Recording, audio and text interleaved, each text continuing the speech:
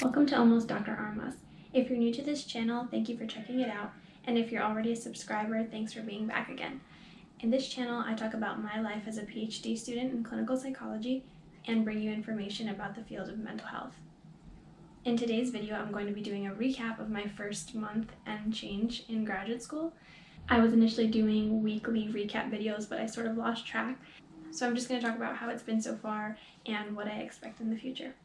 So first off, I can't even believe that I've been in graduate school for an entire month. It's actually the middle of the fifth week now, and it's just flown by. I thought that by now I would be feeling really overwhelmed and really busy and just kind of lose track of everything, but it's actually been okay. There's definitely the potential to get overwhelmed very quickly because there's a lot of work and you have to stay on top of your time.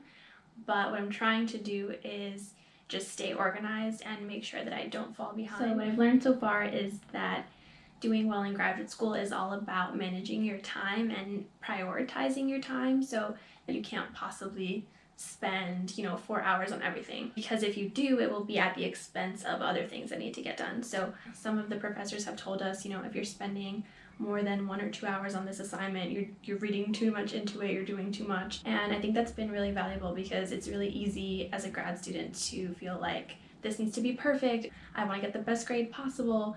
By now I've had several assignments and a few exams, and I've found that I thought it was going to be horrible and super difficult, and I was a little bit worried about the learning curve because I came from undergrad and some people have a master's in the program.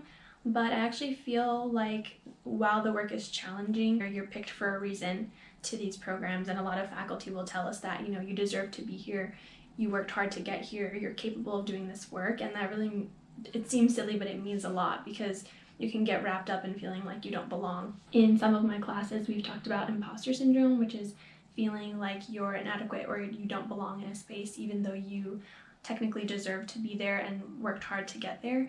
It's actually really common, but it turns out that those sorts of feelings kind of fade out as the workload kind of goes up and you get a little bit busier and you don't have so much time to be thinking about how you measure up to other people. And that's one of the things that has been critical, is just not worrying about how other people are doing on an assignment or an exam and just doing my best. Because if you spend time comparing, not just in school but in anything that you do, if you spend time comparing, it's just a waste of time. So another thing that I've learned over the past month, one of the TAs for one of my courses told us this. In graduate school, sometimes you are given an assignment and you're kind of thrown to the wolves, so to speak, to kind of figure out how to do the assignment without actually being taught it until afterwards. And it seems really unfair at first because it's like, what am I supposed to do? But I've found that the reason why some professors do that is because they're trying to get you to think. And that's the main thing in graduate school. Not that they don't care about your grades, but you're not there to get good grades. You're there to learn, to think critically, to expand your writing skills. So sometimes you might get assignments that seem really challenging or just outside of your scope, and you worry like, how am I going to do on this assignment? And it turns out that it's not about how well you do, it's about figuring it out and being pushed. So that was a little bit different and it could be frustrating at first, but I actually think that's kind of cool because it's giving you the opportunity to see what your capacities are. So overall, surviving graduate school is really just about the balancing act. Right now, being a grad student is the biggest part of my identity, but I'm also a person. I also need to, eat well, sleep well, exercise, spend time with my friends and my family, make time to, stay connected to people that I care about. And surviving graduate school is all about how well you're able to balance those things and your coursework.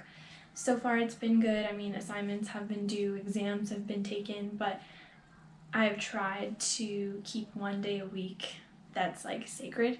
Right now it's been Sundays where I try to just not do any schoolwork, and I might be recording for YouTube, but I'm not, working on assignments. I'm just spending time with my friends or by myself, or, doing things that I need to get done like laundry, and just really keeping that time for activities that don't have anything to do with school. Over the past month, there's definitely been, one Sunday, maybe two, when I didn't get a chance to do that. If there's a really demanding assignment or an exam coming up, you may forfeit that one day and, you know, make up for it another time. I think grad school is all about being flexible with yourself, because you can't devote all your time to school, but at the same time certain things are going to have to take a back seat to your studies, and just getting your family and friends to understand that is also important. So in a nutshell, I would say the theme of the first month of graduate school has just been adjustment, you know, adjusting to the coursework, adjusting to what my life is like here, adjusting to new people, new professors, new standards, new expectations of me and for myself.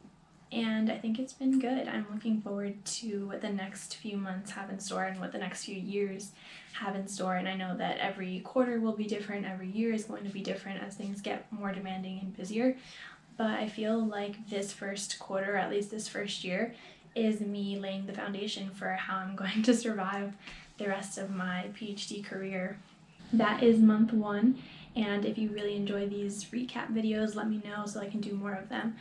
At some point, I'm going to do a video on like a day in the life of a PhD student, and you'll see me, maybe some of my classmates and friends, and what it's like just being in grad school on a given day.